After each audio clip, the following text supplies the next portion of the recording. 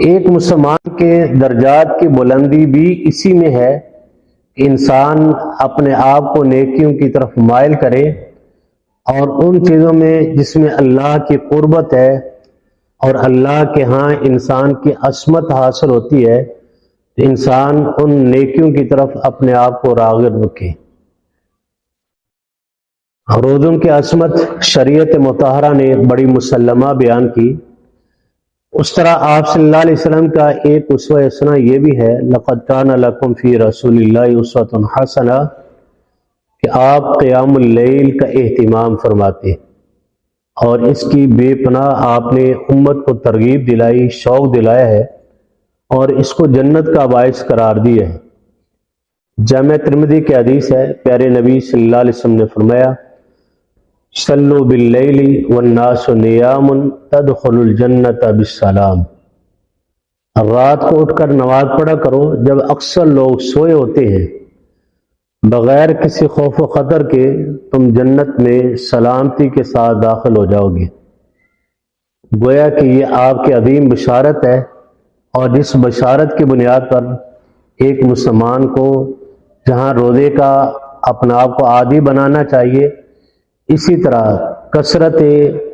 قیام اللیل کا عادی بنانا چاہیے۔ بلکہ سورہ فرقان میں رب العالمین نے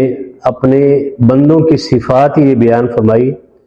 عباد الرحمن وہ ہیں والذین یبیتون لربہم سجدا وقیاما، اس سے اللہ کی قربت حاصل ہوتی ہے اور انسان معمول کے گناہوں سے اپنے آپ کو محفوظ رکھتا ہے۔ ایک مسلمان کو چاہیے کہ پیارے نبی صلی اللہ علیہ وسلم کے اس اسوہ حسنہ کو بھی اپنے سامنے رکھے۔ ام المؤمنین سیدہ عائشہ رضی اللہ تعالی عنہا فرماتی ہیں، یذکر اللہ علی کل احیان، ہم نے آپ صلی اللہ علیہ وسلم کو ہر حال میں اپنے رب کی عظمت بیان کرتے ہوئے ذکر الہی میں مشغول پایا ہے۔ تو مسلمان کو چاہیے کہ اپنے آپ کو ذکر الہی کا عادی بنائے، جو بھی آسان سے آسان ترین زبان پر ذکر الہی جاری ہو سکتا ہے اس کو اختیار کرے۔ سنن ابن ماجہ کی روایت ہے جو جامع ترمذی کے اندر بھی موجود ہے، پیارے نبی صلی اللہ علیہ وسلم نے فرمایا، من قال سبحان اللہ وبحمدہ 100 مرہ، جو انسان سبحان اللہ وبحمدہ ایک دن میں 100 بار پڑھ لیتا ہے، غفرت لہ ذنوبہ، اس کے تمام گناہ صغیرہ معاف فرما دیے جاتے ہیں، وَإِنْ كَانَتْ مِثْلَ زَبَدِ الْبَحْرِ، چاہے وہ صغیرہ گناہوں کی تعداد سمندر کی جھاگ کے برابر کیوں نہ ہو۔ تو گویا کہ یہ ایک ایسا انسان کے لیے، مسلمان کے لیے بشارت کا باعث ہے کہ جو انسان اپنے آپ کو تمام قسم کی غیبتوں، چغل خوریوں، بد کلامی، سخت کلامی اور اس انتہائی بد اخلاقی کے معاملات سے بچنے کا سب سے بہترین ذریعہ یہ ہے کہ وہ اپنے آپ کو ذکر الہی کا عادی بنائے، اٹھتے بیٹھتے اللہ کی تسبیحات، اللہ کی کبریائی، تقدیس، تحلیل، جو بھی ممکن ہے، اور نہیں ہے تو کثرت سے پیارے نبی صلی اللہ علیہ وسلم پر درود، قرآن مجید کی کوئی سورت، قرآن مجید کی کوئی آیت، اس کا عادی اپنے آپ کو بنائے۔ یہ اعمال کی بلندی کا باعث ہے اور قربت الہی کا بہترین ذریعہ ہے۔ ایک انسان کو یہ بھی اپنے آپ کو عادی بنانا چاہیے کہ پیارے نبی صلی اللہ علیہ وسلم کا اسوہ حسنہ یہ ہے، آپ ہر وقت اللہ سے طلب کرتے رہتے، مانگتے رہتے، اس لیے زندگی کے ہر موڑ، ہر لمحے پر پیارے نبی صلی اللہ علیہ وسلم نے ہمیں تعلیم دی، تربیت سکھائی اور دعائیں سکھائی ہیں۔ چاہے انسان کی زندگی کا کوئی لمحہ ہے، اس کے اندر دعا ہے، اور اس دعا کے بنیادی 2 ہی مقصد ہیں کہ انسان اپنے رب کی کبریائی کی تعریف کرے اور اعتراف کرے، اپنی بے بسی، عاجزی اور انکساری کا اعتراف کرے،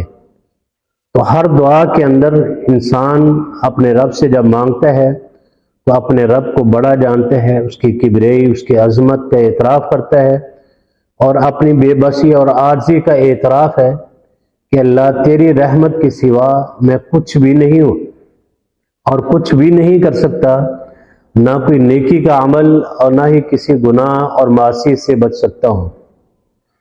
قرآن مجید کا بھی ہمیں حکم یہی ہے کہ رب العالمین کا ارشاد ہے وَقَالَ رَبُّكُمُ ادْعُونِي أَسْتَجِبْ لَكُمْ، کہ تم کثرت سے مجھ سے دعائیں کیا کرو اور میں تمہاری دعائیں، تمہاری پکار کو سننے والا ہوں۔ اور کیوں نہیں، وہ ہمارا خالق اور مالک ہے، اور اسی نے ہمیں اس کی تعلیم دی ہے، حکم دیا ہے، اور ہمیں کثرت سے دعائیں کرنے چاہیے۔ انسان کا دل گناہوں کی آلودگی میں آ کر غافل ہو جاتا ہے، اور اس غفلت سے بچنے کے لیے انسان کے پاس دو مؤثر ترین ہتھیار ہوتے ہیں، ایک قرآن مجید کی تلاوت ہے اور دوسرا کثرت استغفار ہے۔ پیارے نبی صلی اللہ علیہ وسلم نے ارشاد فرمایا کہ طوبی لمن وجد فی صحیفتہ استغفارا کثیرا، بڑا ہی سعادت مند انسان وہ ہے کہ جس کے اعمال میں کثرت سے استغفار پایا گیا۔ گویا کہ کثرت استغفار یہ بار بار اپنے عاجزی اور انکساری کی علامت ہے، اور اللہ سے بار بار اپنے گناہوں کا اعتراف کی معافی ہے، اور یہ انسان بڑا ہی سعادت مند اور خوش نصیب ہے کہ جس کی زبان پر کثرت سے استغفار ہو جائے گا۔ استغفار کے بے پناہ برکات ہیں جو سورہ نوح کے اندر بھی اور سورہ ہود کے اندر بھی رب العالمین نے ان کو تفصیلاً بیان کی ہے۔ تو گویا کہ یہ چیزیں وہ ہیں کہ جو ہمیں شعبان کے مہینے میں کثرت سے زندگی بھر کرنا چاہیے، لیکن شعبان کے مہینے میں ان چیزوں کو کثرت سے اختیار کرنا چاہیے تاکہ آنے والے دنوں میں ہمارے لیے رمضان مبارک کی برکتیں سمیٹنا آسان سے آسان تر بنے۔